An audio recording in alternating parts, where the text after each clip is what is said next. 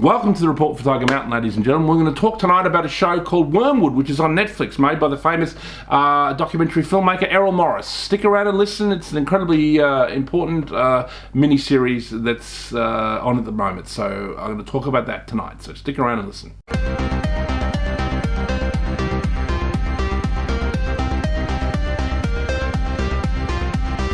All right, ladies and gentlemen, we're going to talk about a show called Wormwood, which is a great new show on Netflix. I think it's about 4 episodes that go for about an hour each. It's made by Errol Morris, who made The Thin Blue Line and a couple other really wonderful documentaries. He's been making documentaries for over 40 years.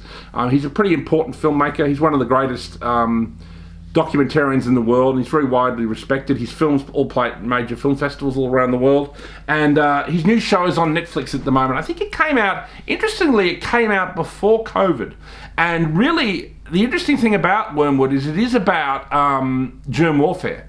That's essentially the backstory to what happened, because a guy by the name of Frank Olson fell to his death in 1953. He was a scientist who was a chemist, and he fell mysteriously to his death. It was presumed to be a suicide.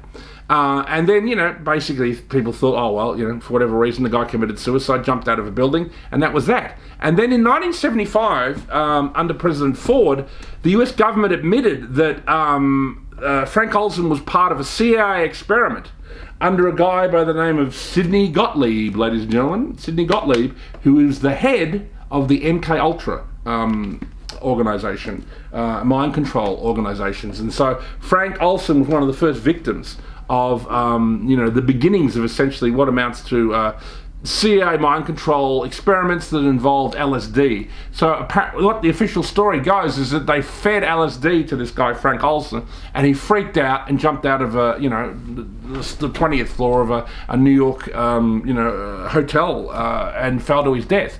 But there's something even deeper strange going on there, and that this itself appears to be a cover story. This is a fascinating book about Sidney Gottlieb. Sidney Gottlieb is one of the most mysterious people that's ever lived, ladies and gentlemen. He was a Jewish immigrant who came to America. His family came to America. He was born in New York. He studied as a chemist, and then he got involved in the CIA, before it was even called the CIA, under Allen Dulles, in the early 1940s. And then by the early 1950s, he'd become to head, a very secretive department that got involved in the creation of chemical weapons in Korea, which is still denied to this day that the Americans used chemical weapons, but they were experimenting with chemical weapons. And Frank Olson was one of the scientists working on this project. And it's believed, this is the real story, I'll save you, if the spoiler alert, so if you want to watch the show, because it is brilliant, but it is believed that Frank Olson was involved in chemical weapons, not only research but production and deployment, and that chemical weapons were used because the Chinese did claim that in the Korean War that Americans were using chemical weapons against the Koreans, the North Koreans, and obviously the North Koreans still claim that to this day. So it appears to be that Frank Olson was somebody involved in that. He worked at Fort Detrick, which was the big chemical weapons lab in America, which interestingly, when somebody from the Chinese Communist Party was asked whether COVID came from the lab in Wuhan, the spokesman for the Chinese Communist Party said, no, it didn't. You should actually try Fort Detrick, which is very interesting. It might have actually been truth there.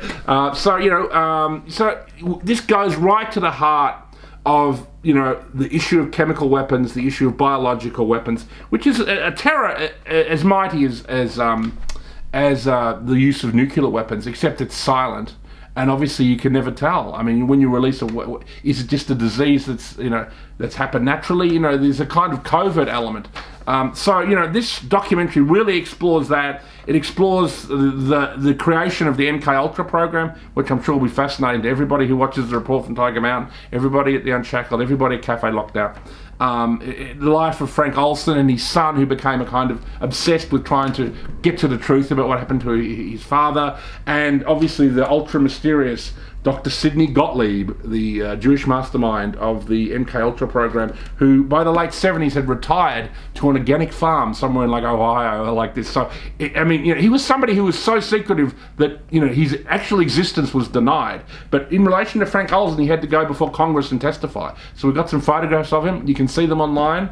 And he became an organic farmer in the late 70s and occasionally would appear before Congress to speak on a couple of very secretive programs.